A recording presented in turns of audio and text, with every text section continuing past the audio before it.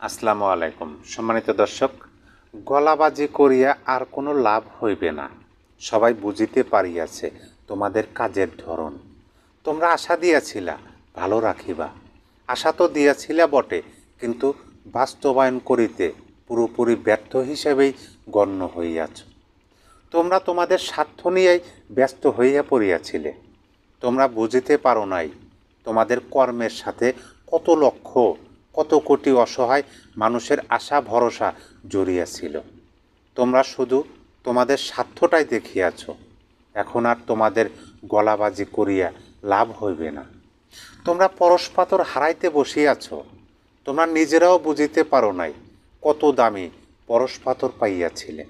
সে তো শুধুমাত্র পরশপাথর নয়, লক্ষ কোটি বোকা সাধারণ সহজ সরল মানুষের আবেগ, অনুভূতি, আশা ভরসা, স্বপ্ন জড়ানো পাথর, যা তোমরা মূল্য দিতে জানো নাই।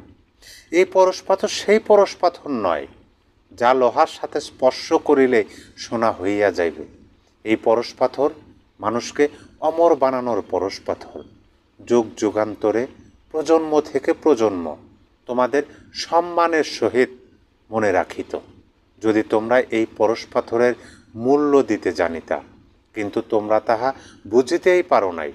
এখন আর গলাবাজি করিয়া লাভ নাই।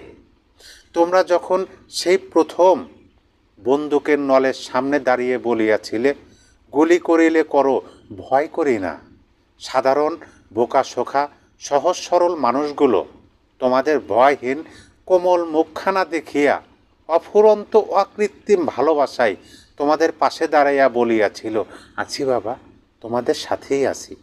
তোমরা তাদের অকৃত্রিম ভালোবাসার কৃত্রিম মূল্যটুকু দিতে জানিলা না। এখনও পরিষ্কার করিয়া বলিতে পারি না তোমাদের ভবিষ্যৎ কি। জানার খুব ইচ্ছা জাগে, কিন্তু বুঝিতে পারি না।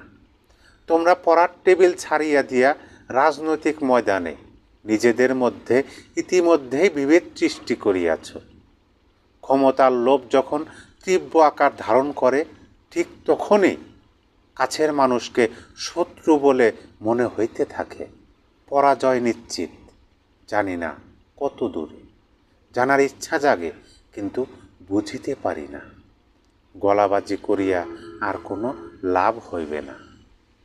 সম্মানিত দর্শক, এটা আমার প্রথম লেখা এবং আমার লেখা আমি নিজের কণ্ঠে পড়ে আপনাদেরকে শোনালাম। ভালো হলো না মন্দ হলো, আপনি কী হিসাবে ধরবেন সেটা নিতান্তই আপনার ব্যক্তিগত বিষয়, কিন্তু অবশ্যই আশা করি আপনার মূল্যবান মতামত আমার কমেন্ট বক্সে লিখবেন যে আমি এরকম লেখা আরও লিখব কি না এবং বলবো কি না। সবাই ভালো থাকবেন, সুস্থ থাকবেন। আল্লাহ হাফেজ।